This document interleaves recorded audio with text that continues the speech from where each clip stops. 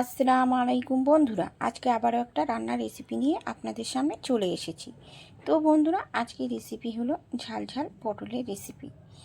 তো বন্ধুরা, কাছে দূরে দেশ বিদেশে যেখান থেকে আমার এই ভিডিওটা দেখছেন সবাইকে আমার অন্তর থেকে অনেক অনেক ভালোবাসা, অভিনন্দন।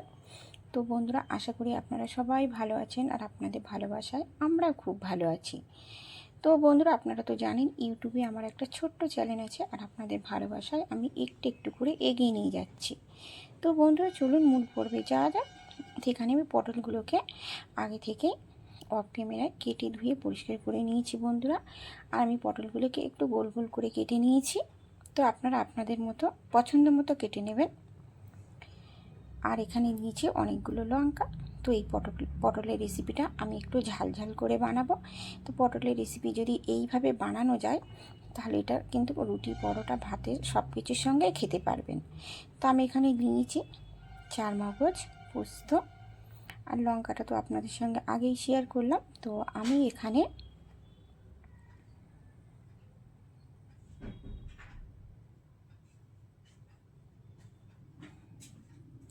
এখানে চারমগজ আর পোস্তটাকে একসঙ্গে করে দেব।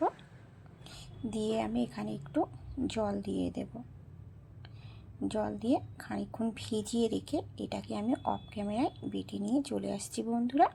তো তার মধ্যে এখানে আমার একটা বাটা হয়ে গেছে আর এটা আমি আজকে শিলে বেটেছি।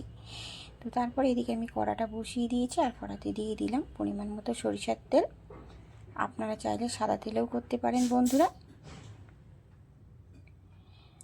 তেলটা আমার গরম হয়ে গেছে আর আমি ফোড়নে দিয়ে দিলাম গোটা জিরে।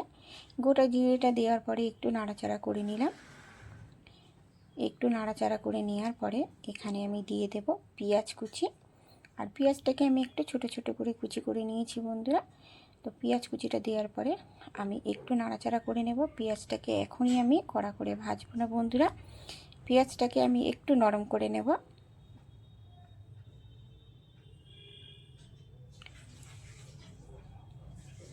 তারপর এখানে দিয়ে দেব আদা রসুন বাটা। আদা রসুন বাটা পেঁয়াজটাকে আরেকটু ভালো করে ভাজা ভাজা করে নেব। তো বন্ধুরা, আমার এই ঘরোয়া রান্নাগুলো আপনাদের দেখতে কেমন লাগে অবশ্যই কমেন্ট করে জানাবেন বন্ধুরা। আর আপনারা যদি অন্য কোনো ভিডিও দেখতে চান তো সেটাও অবশ্যই কমেন্ট করে বলবেন বন্ধুরা। আমি চেষ্টা করব আপনাদের মতন করে একটা ভিডিও বানানোর জন্য, মানে সেই রকম একটা রেসিপি আপনাদের সঙ্গে শেয়ার করার জন্য বন্ধুরা। তো তারপরে এখানে আমি দিয়ে দিলাম পটলগুলোকে দেওয়ার পরে একটু নাড়াচাড়া করে নিয়ে এখানে আমি দিয়ে দিলাম স্বাদ মতো লবণ।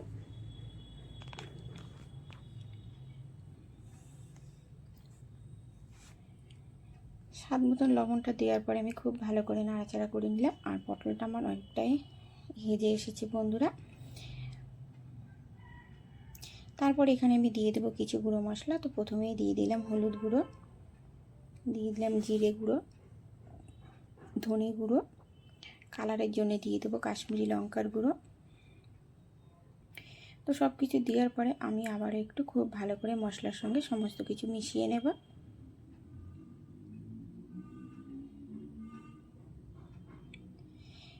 একটু ভালো করে নাড়াচাড়া করে নেওয়ার পরে আমি দিয়ে দিলাম অল্প করে একটু জল। জলটা দেওয়ার পরে আমি আবার একটু খুব ভালো করে কষে নেব।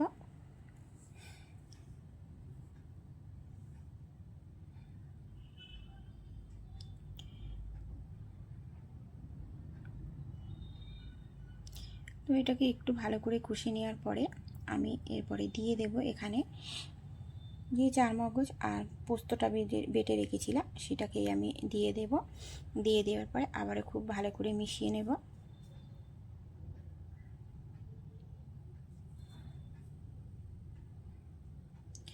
তো আমি বাটি ধুয়ে অল্প করে একটু জল দিয়ে দিলাম। দিয়ে আমি আবারও খুব ভালো করে সমস্ত কিছু আবারও খুব ভালো করে কষে নেব।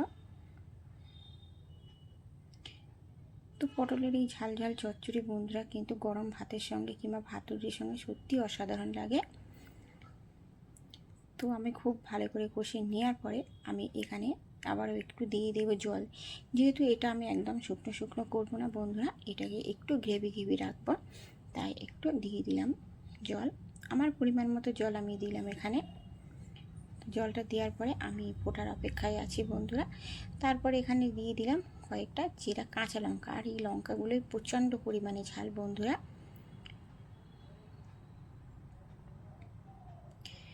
তো যে সমস্ত বন্ধুরা আমার এই রেসিপিটা দেখতে দেখতে এই পর্যায়ে চলে এসেছেন, লাইক করেনি বা লাইক দিতে ভুলে গেছে বন্ধুরা, প্লিজ একটা করে লাইক করে দেবেন, কারণ আপনাদের একটা করে লাইক আমার অন্য একটা ভিডিও বানানোর জন্য উৎসাহিত করে, আমার মনের জোর বাড়ায় বন্ধুরা।